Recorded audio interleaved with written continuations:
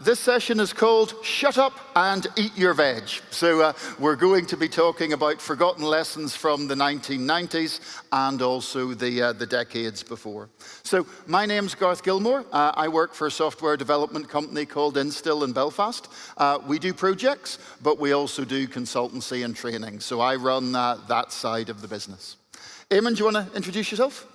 Yep. So my name is Eamonn Boyle. I'm a development manager at Gearset. We provide DevOps solutions for Salesforce platform, and I'm a development manager in the Belfast office, which was just newly opened a few months ago. So until a few months ago, I was Garth's colleague, but I've now moved on to pastures green. Yes, and I'm not bitter in any way about that. Not at all. Anyway. We're here today to talk about lessons from history, okay? And we do find that in computer science and software engineering, developers tend to ignore the history of the profession. So if you go up to an average developer and say, tell me your history, they tend to say, Lovelace and Babbage, and then something, Turing, yeah? And then something, Twitter, Facebook, GitHub, it's all wonderful, So this is the history of our profession. Not, okay?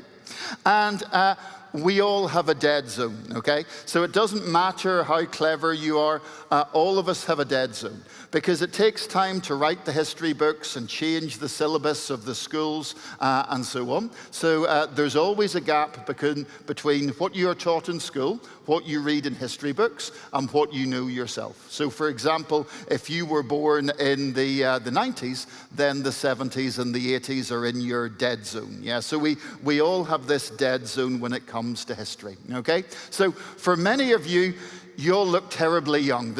You all look very, very young. This makes me unhappy, But for a lot of you here today, the 80s and the 90s will be in your dead zone, okay? And again, the way some people think it works is that in the 90s, we were all idiots, We were all doing waterfall and C, and we didn't understand anything else, And then agile was invented, and everything has been perfect since then, okay? It's a little bit more complex than that, okay? That there was more going on, okay? Yeah. I mean, this is quite a common thing just generally with humanity. We forget all the things that came before. I love this quote from Mark Twain. So he says, when I was a boy of 14, my father was so ignorant I could hardly stand to be around the man. But when I got to 21, I was astonished at how much he'd learned in 7 years. So we all have this. We all sort of, as we get older, we sort of start to realize all the things that we didn't know. And that starts to see that maybe there's some lessons that we could learn earlier in our lives. And that's what this talks about. Absolutely, yes. Yep. So you might say, whoops, sorry. Sorry. There we are. It's all right. That's pair slide presenting there. Yeah, that's pair sliding gone wrong there, yeah. So you might say, what do we have to learn from the 1990s? I mean, the 1990s were a very different place. I mean, we were interested in machine learning and AI. We were debating static versus dynamic typing. Everybody was worried about how to do estimation. People were really getting into functional programming, and we were making fun of JavaScript people, yeah? So that's what we were doing in the 90s, and if you're watching the TV, there were Predator follow-ons, Star Trek follow-ons, sequel to Bad Boys, Mortal Kombat movies, Lost in Space, Milan, all that kind of stuff. An unrecognizable time, Garth, an unrecognizable time. Yeah. So, I mean, these days, it's all totally different, Everything has completely changed, as you can see, okay? So, can we really learn anything from the 90s, yeah? Well, we would suggest that you can, okay? So, it wasn't all good in the 90s, of course. We did have some really silly ideas. So those of you who were there at the time, you may remember Corba and SOA and the network is the computer. Big slogan, the network is the computer. So there was this idea that we could create independent components, which were incredibly loosely coupled, and deploy them to the network. And then using some kind of declarative configuration file, we could wire everything together in an incredibly flexible, resilient way, So the network would be the computer. But, that was just far too complicated. That didn't scale. The configuration files became incredibly unmaintainable. Everybody hated it. We're not going to make that mistake again, are we? I'm super glad we left that all behind. Yeah. We're never, ever coming back to that again, are we, Oh dear. Yeah. Anyway, moving on. Yeah. Good friend of ours, Dom Davis, has this wonderful quote, and it's a popular sentiment that nothing new in computing has been invented in this there's nothing new in computing since the 1970s, with the one exception of AI. Yeah, which was '84. Yeah. So everything else is just relearning what we knew already. Okay. So for putting this talk together, we went out and we asked advice of some of the best and most talented people that we knew personally and were willing to write back to us. This talk is mostly made up of contributions from these people here. So we are incredibly grateful for the contributions that they made. Garth, I told you to cut that slide and we were going to claim them as our own. We weren't going to do that, were we? Yeah, we weren't going to own up. But never mind. Thank you to all of those people. Right, so we're just going to walk through the 10 lessons, and we're going to do them turnabout, and the first one is mine, okay? So, number 1, draw more pictures. So in the 90s, we drew lots of diagrams, okay? And drawing diagrams is a good thing, okay? I don't care what you've been told, okay? Drawing diagrams is a good idea. So in the 90s, we drew lots of design diagrams, and a picture is worth 1,000 words. We got a lot of value out of them, yeah? And then the UML came along and ruined it, mostly due to something called executable UML. And the idea here was that you could draw your UML diagram, and then if you added a bunch of extra annotations, you could push a big red button and code would drop out the bottom, okay? And this would mean that you didn't actually need developers. You know, that's the way it was sold. That was the elevator pitch, okay? So this, of course, collapsed. It could never happen. It could never work, yeah? But the anger, the bitterness, the ennui, the unhappiness, you know, that this caused, it just soured all the developers and the idea of drawing diagrams, okay? And the big thing with executable UML was that it took us away from this essential truth, that whatever kind of software engineering diagram you choose to draw, you can draw it at 2 levels, okay? Sorry, 3 levels even. You can draw it at the analysis level, where you're just trying to understand the problem. So it's just a sketch, okay? You're just sketching a possible solution.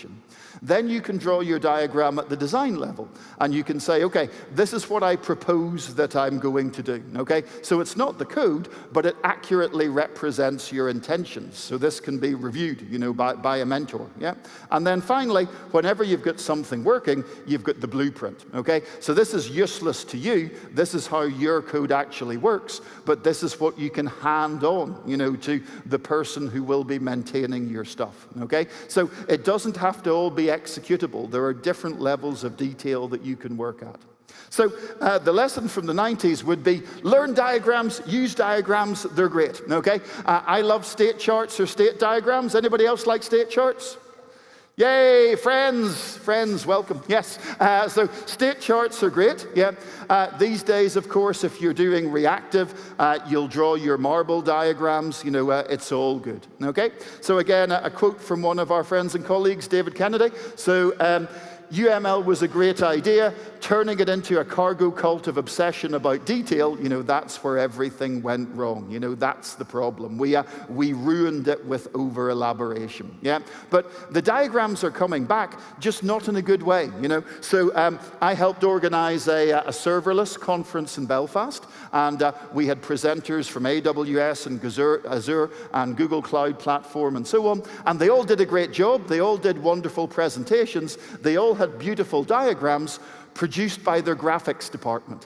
You know, so you could tell that a huge amount of time and money had been spent in producing these beautiful diagrams, and they were all different, you know. So A, lots of time and money had to be spent. B, they were all different. You know, all of the notations were different, and that's not a good thing, okay? So if you're interested in this, cannot recommend Simon Brown enough, okay? He has been beating this drum for years, yeah, and has done a huge amount of valuable work in this area. You know, so all of his stuff is brilliant. You know, he's been at GOTO, you know, so go and look at his stuff. So get into the habit of drawing diagrams. define notations and share them with other people and encourage standardizations. Use the modeling tools that are there. They're a lot better than they were 20 years ago. They're also a lot cheaper. And if necessary, create something of your own and share it with people, And above all, differentiate between the different levels of abstraction. Analysis diagram, design diagram, blueprint. These are not the same thing. Yeah, and continuing on from that, reviewing at the right level. So Garth's talking there about different levels of abstraction in our diagrams.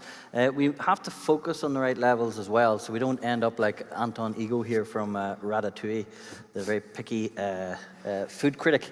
So when we lost interest in the diagrams, we started to move away from design in general. And some of this is to do with in the 2000s when we were getting these shrink-wrapped component systems, and the idea was we can just leverage all of these pre-built components, put them together. We don't really need to worry about the design. The components will take care of everything. And luckily, we're not in that world today where we think, that there's like, I don't know, like a repository of hundreds of services that we can glue together and expect it just to work.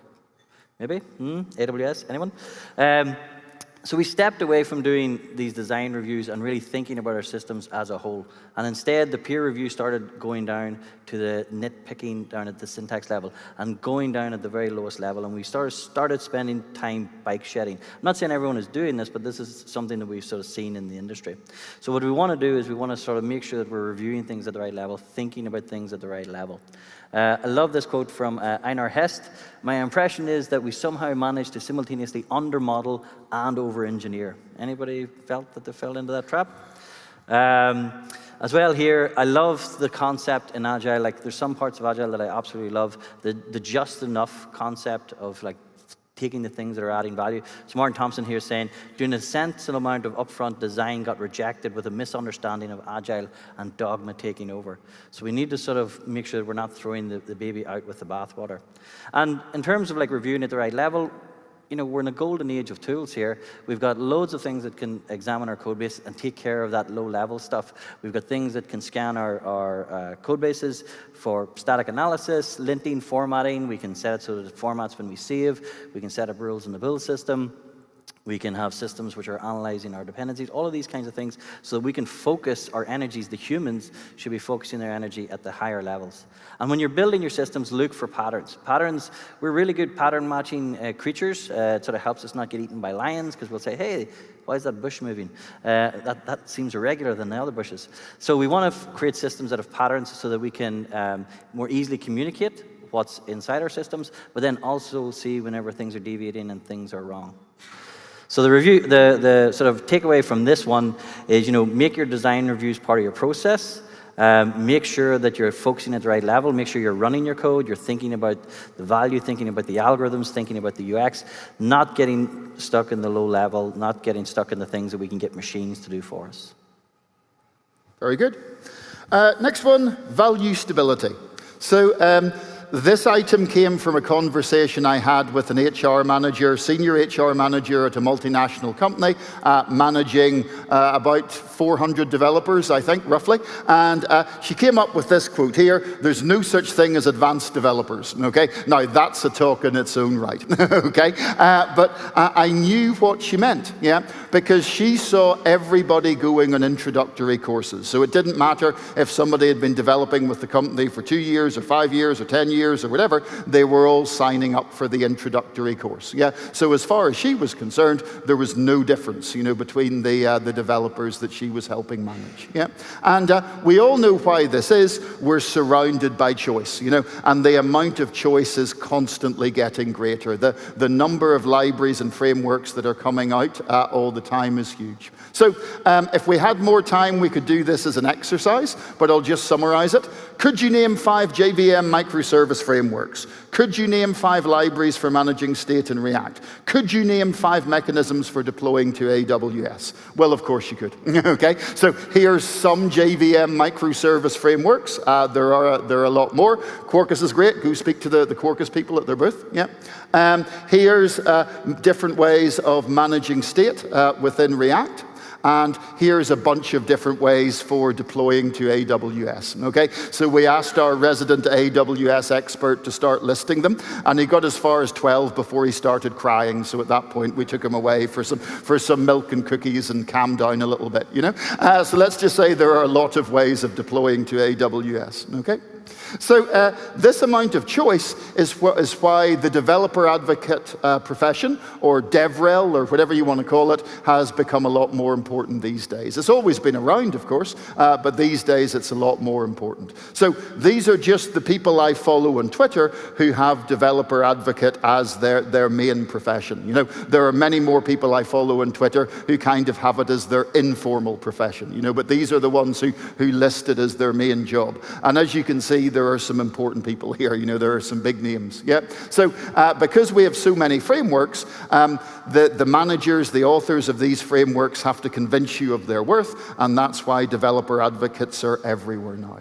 So this obsession with frameworks constantly changing, a huge amount of choice and so on, this has negative consequences, you know. So I've been told a bunch of times now, Garth, developers don't read books. Stop recommending so many books on your talks and presentations.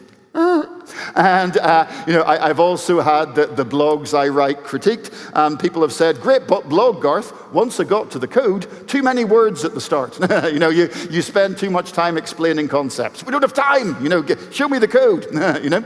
And in particular, developers today are pretty much ignorant of the worth of specifications, and this really worries us. And this was kind of foreseen. If you go back to William Gibson and Neuromancer, it was actually foreseen in that book that developers would become illiterate, you know, that the reading of documentation would have nothing to do with the software development profession. So this is a trend that was seen coming, okay? So there's a vicious cycle that we get caught in. So because the documentation is bad, we don't bother reading it, and because we don't bother reading it, it gets worse, okay? So there's this vicious cycle that we're stuck in. So again, great quote there from Martin Thompson.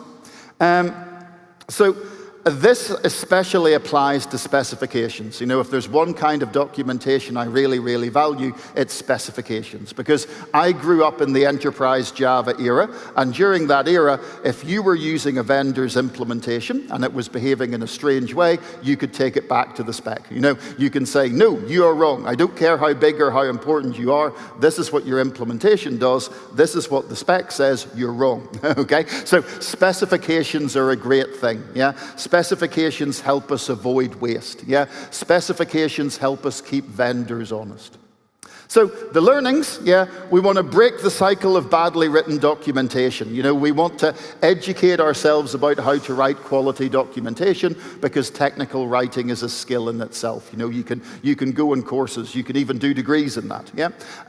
We want to try and resist the temptation to just wait for the next big thing and really take a deep dive into our current frameworks, even if they're going to be replaced. You know, because it will be good for our own development. Yeah.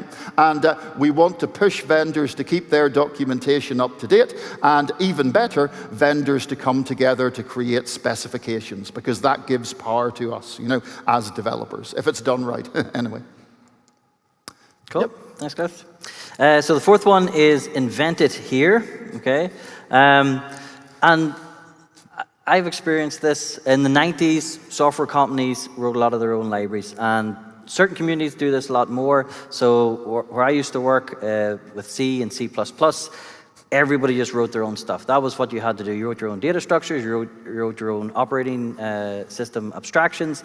And in one company that I worked for, not even within the company did we have our own, within teams we had our own. It was complete madness. So this sort of led to this not invented here syndrome, is this anti-pattern of being scared to use code that was outside. And luckily open source and package manager and all these things have meant that that has largely gone away. But has this pendulum swung too far in the other direction?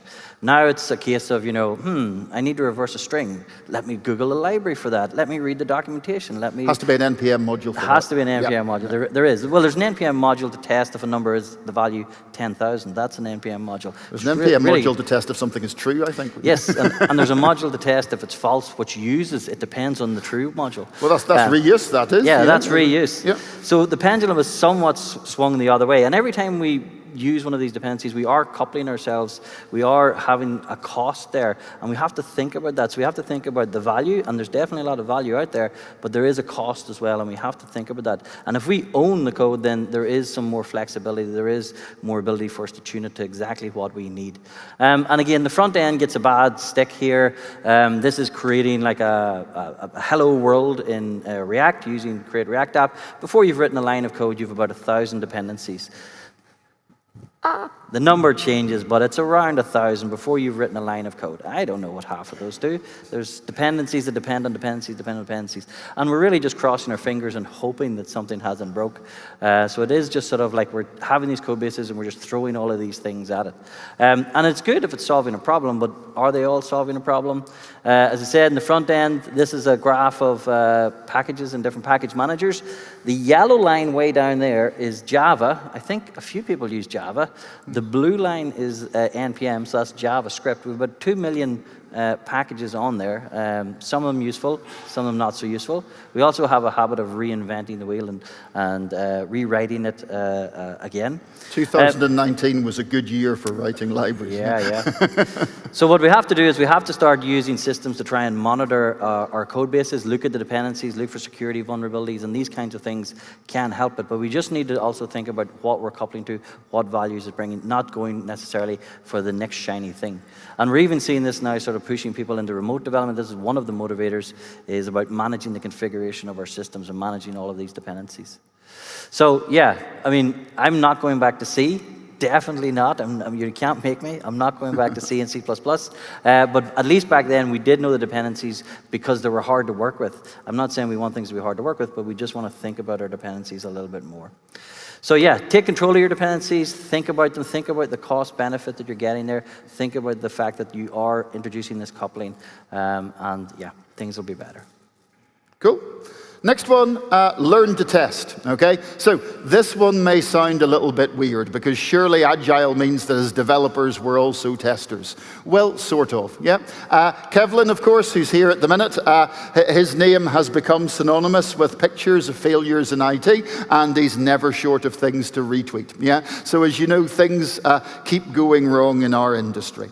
And part of that is because we're still not testing enough. Yeah. So of course, Agile championed the idea of developers writing tests. Great, yeah. But the Agile we do today isn't the Agile as it was originally imagined. And one of the things that's gone wrong is that developers think testing is synonymous with unit testing. You know, that unit testing, and maybe we'll allow for integration testing, and we know there's such a thing as system testing. You know, that's all there is to say about testing.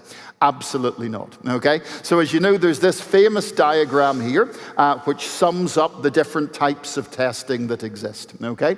And we don't have 40 minutes to go all the way through it, yeah? But the bottom left quadrant here is what we as developers know really, really well, okay? And there is the big danger that for us, we think this is all that testing is, yeah? So if you go up to a developer and you quiz them about these other quadrants, well, it's kind of like, yeah, the level above, there's that integration testing, system testing stuff, you know, that goes in there. And then usability testing, what? It's visible in the GUI, what's your problem, you know? And then down here, this is where we're doing the performance testing, the resilience testing, the reliability testing, the system testing, and so on. And we still kind of go, it works, you know? So the bottom right is where, especially where we're failing these days, okay? So we need to have more respect for testers. Back in the day, back in the 90s, because we were so busy waiting for our C++ programs to compile, you know, there was a lot more respect for testers. We understood how the tester's job took in so many more advanced concepts that we didn't properly understand and so on. So if you want to educate yourself a little bit more in this today, the Ministry of Testing is great. They have all kinds of useful articles and stuff up there, and this will give you new respect respect for what testing is as a profession. Yeah. So have more respect for the tester's role. Remember that we really only understand one of 4 quadrants well, okay? So we only get about 25% of the testing picture, yeah? And realize that at the end of the day, not all testing can be automated. We want to automate as much as we possibly can, okay? But at the end of the day, there's still going to be things like usability testing where you cannot remove the human from the equation, okay? And we'd really like people to like our stuff. We'd really like people to find our products appealing so that they get sucked in and end up spending money, which comes into our salaries. Yay, okay? And we want to take the non-functional testing seriously. And that's one thing at my company. Over the past few years, we've really taken security training seriously. All of our developers now go through a formal training process for security testing, and they keep their skills up to date because the different ways of hacking applications, as you know, change. Yeah? So as developers, it's that bottom right quadrant that we really need to worry about. Cool, thanks. So number 6 is master the tools. So again, we are sort of in a golden era of development. There's so many free tools out there. There's up to different packages to help us build the software, and we just need to make sure that we're actually leveraging them, okay? Especially around our IDE. So, you know, these things can do a lot of the heavy lifting, so you can spend more of your time thinking. And I do sometimes see people like with their hand glued to the mouse, and they're like, highlight text and then miss what they wanted and highlight again and right-click copy, right-click paste. You know, there are keyboard shortcuts for doing these basic editing operations, but there's also keyboard shortcuts for doing what programmers need to do a lot. Rename, go to definition, go to file, go to symbol, all of these kinds of things that just allow you, you know, when you think it, you've done the action because the tool is doing all of the heavy lifting.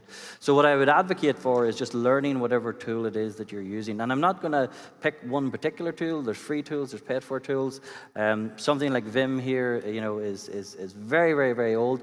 But if you see people who know how to use this, it's an absolute pleasure. And they're so fast and so effective at using this tool. And this interface has been imported into most of the GUI-based IDEs as well. So if you can leverage the tools, you can be more effective. And that's going to free up your brain to actually think about the problem that you're solving.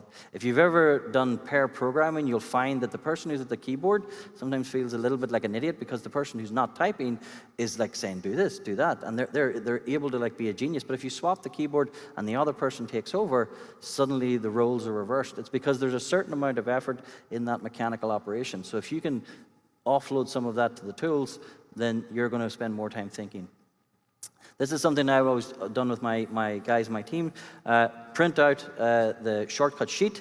It's not actually that many shortcuts, but even within that, highlight the ones that I know off the top of my head, which is an even smaller set. And there's patterns here as well, like extracting a variable, method, class, field. You know, they're all pretty much the same shortcut with maybe a different letter. So something like this it's not a lot of effort, but it pays a lot of dividends. That reformat code, I never need that one. You know, I know other people do. You know. So now you just save and it reformats when you save. So yeah, learn the shortcuts, learn the ID, whichever one it is. I don't care which one it is. When you're pairing, watch what other people are doing, become more effective, find out what processes and techniques that they use, fold those in, share those with your team, so that you're becoming a master of those kinds of tools.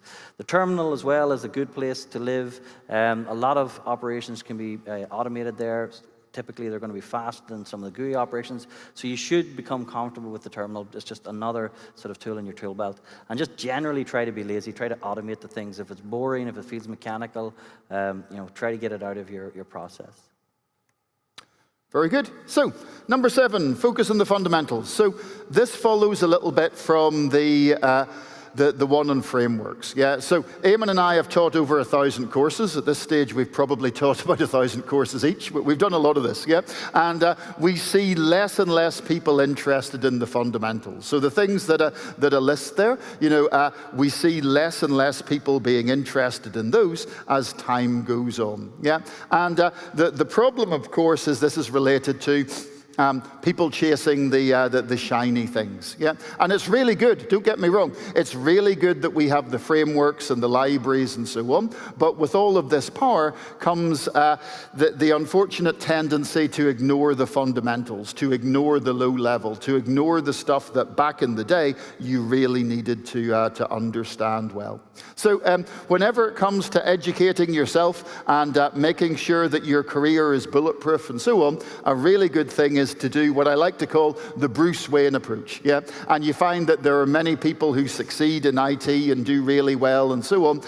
They take the time out to go back and to research the fundamentals. So the metaphor comes from Bruce Wayne trying to be Batman. So he goes out and travels the world and finds the best magician and the best detective and finds the root styles of all the popular martial arts and the best teachers of those arts and so on. So the Bruce Wayne approach is when you go back to the root and find the original, the best ways of doing everything and learn those, because they will improve you so much. So there are many different ways of doing programming. This, of course, isn't all of them. This is probably just the 5 coding styles that matter the most to us in industry, and each of these has a root language, that you could go out and learn. And you probably know what all of these are already. If you don't, come talk to us.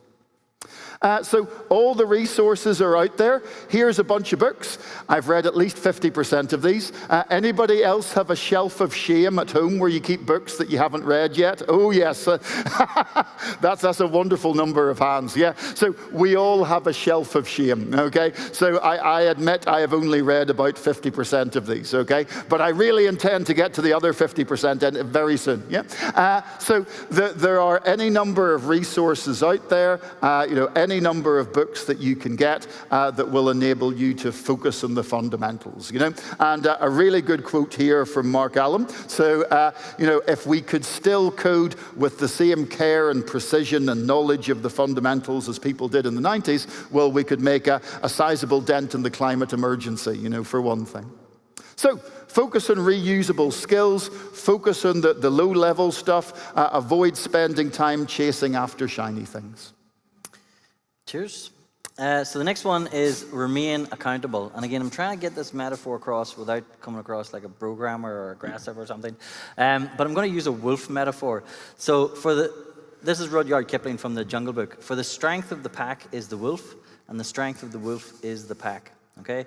And the idea here is that we have to remain accountable as individuals. We have got into a world where we are collaborating, and this is awesome. And this is the key thing from Agile it was about taking professionals who were technically skilled, motivated, want to do a good job, putting them together, letting them self-organize to get stuff done. Get rid of all of the stuff that is in the way, okay? It does assume that you've got the technical skills, and it does assume that you're a motivated professional. That part has to be there. You can't just take someone and drop them in and it will just work. No matter how many ceremonies, no matter how many checklists and how rigid and verbose your agile process is, it's not going to work. So we have to try and make sure that we're not forgetting that we are accountable. We are part of the team, but we are individuals as well, okay? And we have to sort of remember that we want to be more like a pack of wolves. So we want to be like these hungry hunters who are going out to be this sort of very effective group. But a wolf on its own is still a pretty scary beast. It's still a pretty scary individual, rather than like a herd of sheep. So again, like a single sheep on its own, not so scary. So we want to make sure that we are remaining accountable ourselves. This is another way to put it. Agility is when your employees get to act like grown-ups. So yeah, remain accountable. So take responsibility, be accountable for your own work, and don't lose sight of collaboration, but still be an individual. Focus on the principles rather than some process. So again, the idea is that we want to be effective, not necessarily tick some checkbox, and just generally be a professional. Absolutely. So, number 9, prepare for rain, okay? So, You don't always know what's coming around the corner, yeah, and we are all very, very aware of this, okay? The IT industry, like many industries, has a boom-bust cycle. You know, there can be explosive growth, and then a collapse, and then a period of retrenchment, and then we kind of grew again, yeah? So who lived through the dot-com bubble and the dot-com burst? Yay, okay? A small number of hands in the room. You don't need this, you know what I'm talking about here, okay? So the big mistake that we made there was to confuse potential with demand, okay? So we said, look, there are all of these things that could be sold online, okay? What we didn't say was, does any of us want to buy any of this stuff online, okay? So we confused the potential for what we could do with the demand that actually existed for it, okay? And things did not work out too well, okay? So you know, the vast majority of people in here have only known continuous growth in the industry. And that's not your fault. You know, no criticism is implied here. Because it's like this quote from The Truman Show, we accept the reality of the world with which we are presented. You know, we all think that the way we have grown up is the only way things can be. But it's not like that. You know, things can go wrong, okay? So we would say, be prepared for the next downturn, okay? So we've experienced 15 years of continuous growth, yay, okay? But that means it's easy to become overconfident and complacent. You know, the quote from Riddick, had 10 sometime, you know? So nobody sees it coming, you know? Nobody ever sees it coming in any boom-bust cycle, okay? Everything's brilliant until one morning it isn't, okay? So just be ready for that, yeah? So prepare for the extreme changes. They will happen. Think about your career, educate yourself, maybe using some of the earlier items, and make sure that you're still going to be in demand no matter what happens. Yep. 5 minutes, I think, Eamonn? So, yeah, but a short one before lunch. I'm not going to keep you. This one's very, very short. This is not so much a lesson that we knew in the 90s, so much as if you're from that era, then this is maybe more important or resonates. Remember what matters. As Ferris Bueller said, life moves pretty fast. If you don't stop and look around once in a while, you could miss it. So you have to remember that at the end of the day, this is just a job. Life is short. You need to make sure that you're finding other things that are important to you. Understand what's really important in your life. So yeah, don't take the other 9 lessons too seriously. Remember what matters. Absolutely.